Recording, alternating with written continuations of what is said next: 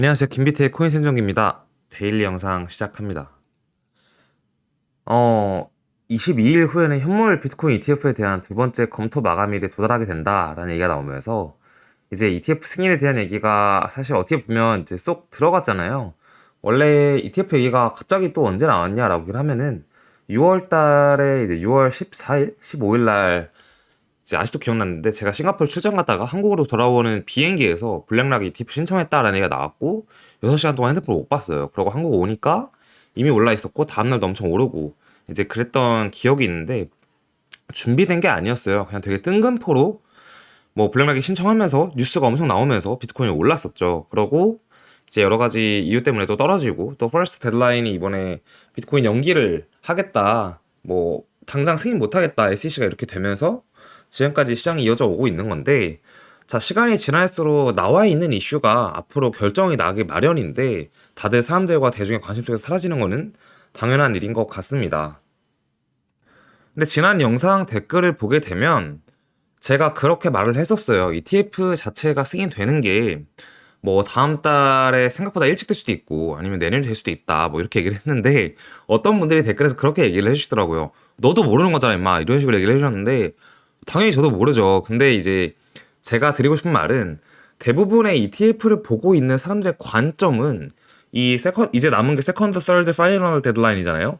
이 날짜 딱 이 날짜 부근에서 뭔가 딱 결정이 날 거다. 이 날짜들마다 연기나 아니면 승인에 대한 결정이 날 거다라고 생각하는 게 대부분의 사람들의 지금 약간 그 뭐라고 하죠?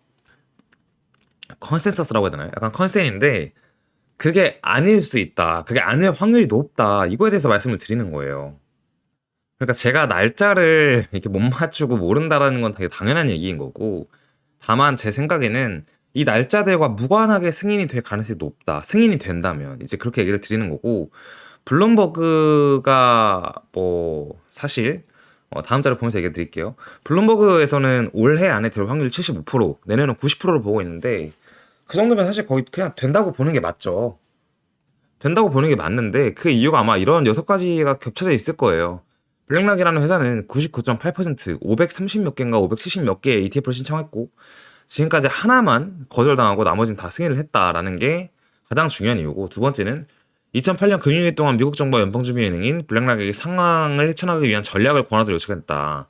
이는 세계 최대의 자산 운용사인 블랙락에게 높은 신뢰를 보여준다는 건데 되게 재밌는 말이에요. 이게 뭐냐면은 민간 기업이에요. 블랙락 민간 기업한테 금융 위기가 왔을 때 미국 정부랑 연준이 아니 우리 경제 망할 것 같은데 어떻게 해야 돼? 물어본 거예요. 민간 기업에게. 그만큼 사실 대단한 회사라는 거예요. 전 세계에서 GDP가 이제 블랙락이 제일 높은 회사거든요. 웬만한 그러니까 제 기억이 정확할지 모르겠는데 미국인 일단 중국보다 높아요. 미국보다 높은지 모르겠는데 전 세계에서 가장 높은 국가가 아닌데 GDP를 가지고 있어요. 그러니까 수익률로 따졌을 때 GDP를 환산하면 그런 건데 되게 중요한 큰 회사입니다, 그냥.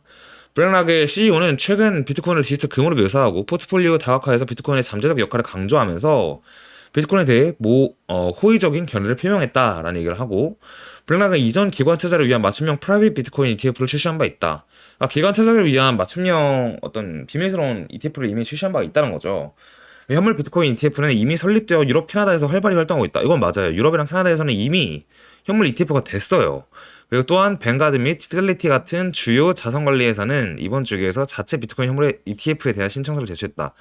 뱅가드나 피델리티는 엄청 큰 회사고 블랙도 엄청 큰 회사인데 다 ETF를 신청했다는 게 되게 의미가 있다는 거다. 그리고 현물 ETF가 승인된다면 아무도 예상하지 못한 예측 불가능한 날짜에 될 가능성이 높다. 이 사람도 그 얘기 하는 거예요.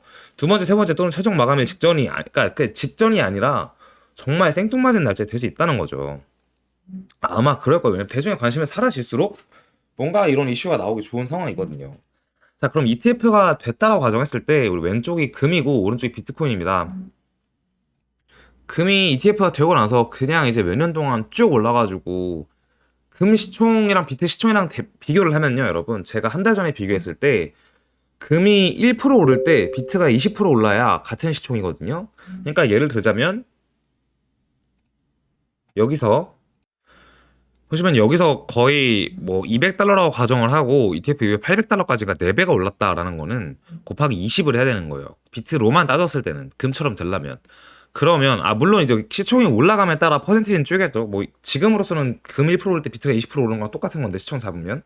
근데 비트가 이제 더 이제 가격이 올라가고 시총이 높아지면 금 1% 오를 때 뭐 비트 3% 오르는 거랑 똑같다 이렇게 될 수 있는데 어쨌든 단순 계산했을 때 그건 반으로 잡고 어 4배 오를 때 20%가 아니라 10%라고 치면 10배잖아요. 그러면 비트는 40배가 올라야 된다라고 생각을 할 수 있다는 겁니다. 어쨌든 금 ETF를 신청했을 때랑 조금 달라요. 이때는 ETF 자체가 되게 독점적인 형태로 ETF가 된 거고 금은 꽤 많은 기업들이 신청을 했으니까 비트코인에 많은 기업들이 신청했으니까 조금 내용은 다른데 어쨌든 자산군의 역할로 봤을 때는 되게 비슷한 상황이니까 비슷하게 흘러갈 가능성이 높다라고 보고 있는 거죠. 따라서 재정 통화 정책 그리고 ETF를 봤을 때 내년과 내후년은 되게 재밌을 수 있다라고 생각을 하고 있습니다. 이거는 비트코인 주기를 피보나치로 보았을 때인데 시나리오가 지금 하나, 둘, 세 가지가 있는 것 같습니다.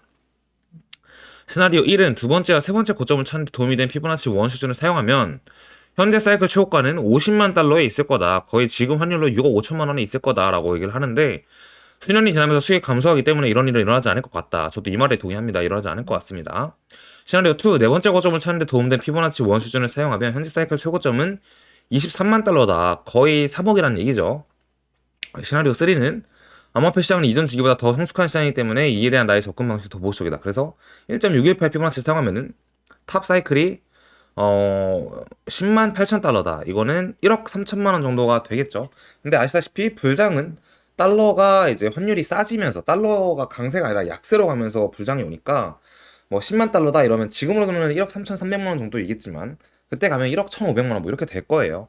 그렇게 생각을 하면서 우리는 기다리면 되게 좋겠다라고 보고 있습니다. 뭐 트레이딩 뷰 차트를 보면은 장기적인 것도 중요하지만 단기적인 것도 중요하지 않냐라고 얘기를 많이 하실 것 같아서 차트를 보고 있습니다. 근데 저희 채널에서 즉각적 상승과 9월 상승을 바라보고 있지는 않았어요. 지속적으로 말씀드리지만 이번에 금리 결정 때도 금리 결정 때 오버슈팅 나왔다가 다시 제자리 갈 수도 있습니다라는 얘기를 많이 했었습니다.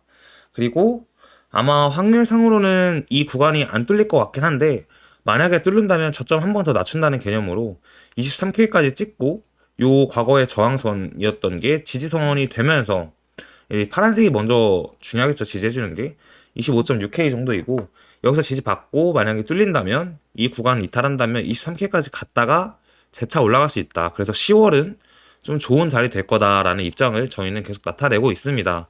뭐 저희가 옳고 그르면 어차피 10월 되면 또 여러분들이 알아서 판단하실 테니까 10월까지는 우리 뭐 이번에 추석도 있고 하니까 너무 많이 스트레스 받지 말고 안 보는 쪽으로 하시는 게 주요 뉴스들만 체크하면서 이럴 때는 약간 장기 투자자 개념으로 우리 요새 이런 일들이 일어나고 있구나라고 생각하면서 지나가는 게 오히려 정신 건강에도 좋고 투자를 행한다는 거는 어 사실 투자를 한다는 거는 되게 장기적으로 나의 좋은 취미를 가질 수도 있는 거예요, 여러분.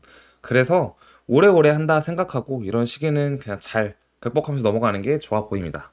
오늘 영상 여기까지 하고 마치도록 하겠습니다. 감사합니다.